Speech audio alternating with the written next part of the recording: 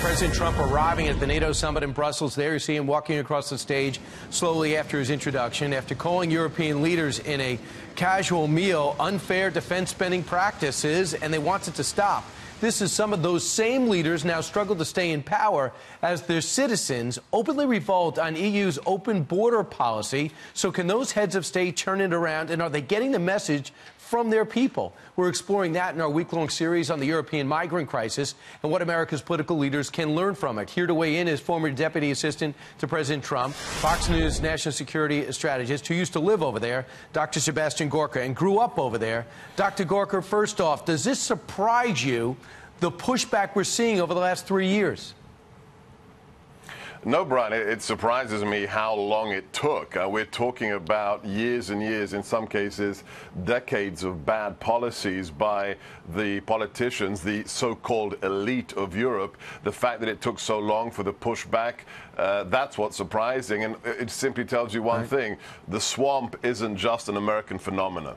Yeah, we're seeing now the NATO leader talking with Angela Merkel as well as Theresa May. Now we're seeing the President of the United States strolling across, kind of holding court as he's with the other 28 world leaders as they come out for what looks to be a family photo shortly, and then they'll get to work, we understand. So we'll continue to highlight what we're seeing. If you're on radio, sorry. Now, let's look at what Germany did. In 2015, they want to show a big heart, and you would think the world would appreciate that, and perhaps they did, but the German people didn't.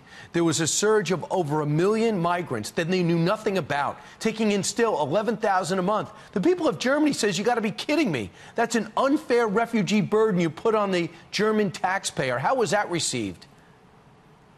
Well, look, now her cabinet, her government, Merkel's government, is on the precipice of collapsing because of her immigration policies. These are all, look, these are our friends, Brian. We're all members together of the Judeo-Christian civilization, so we help people when we can. But saying we have no borders, let everybody in, it doesn't matter, that has consequences, and not just national security consequences, but political ones. And that's why you have Brexit, that's why you have the trouble with Merkel, and that's why you have even Macron reconsidering the immigration policies of France. Yeah, in France, Macron ran on, let's open up our borders and be a welcome mat for the world. And in the end, he's starting to lose some security. We're seeing the range of terror attacks to stabbings to knifings to people being run over by cars. And they're saying, wait a second, the people of France aren't happy with essentially feeling eventually like a minority in their own country. So now he's been forced by his constituents to get tougher. Right. This is why we, in the Trump administration, had that first executive order signed by the president on the travel moratorium from those 7 specific countries. Because if you don't know the identity of who's coming into your country, guess what? Terrorists will use that, and they've done it. You've seen it before. The attacks in Paris, in Brussels, in Berlin. Terrorists exploit open borders or lack of verification, and then people die, Brian. That's the fact. Right. Let's go over to Theresa May, who's the utter definition of political turmoil right now. She just lost her foreign minister and her Brexit minister, and now she's got to try to hold on to power that could end come this fall. But when she began the process of withdrawing from the UK, she also began the process of relatively open when it came to immigrants. But the people of Britain have pushed back when they're not focused on the World Cup, and now she's gotten tougher on that. And that's part of the reason why Brexit was successful, wasn't it?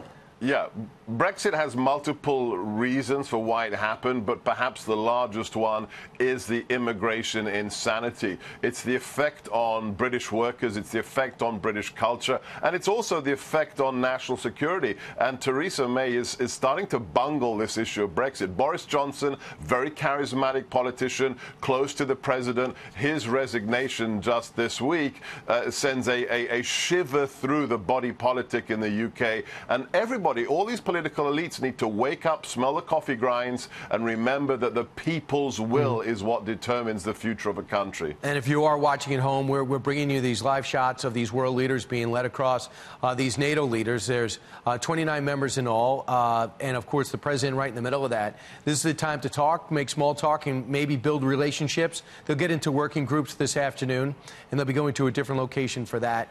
And there'll be a ceremony, a family picture. And thanks so much, Sebastian Gorka. We appreciate it. It's also important to bring up. You're welcome.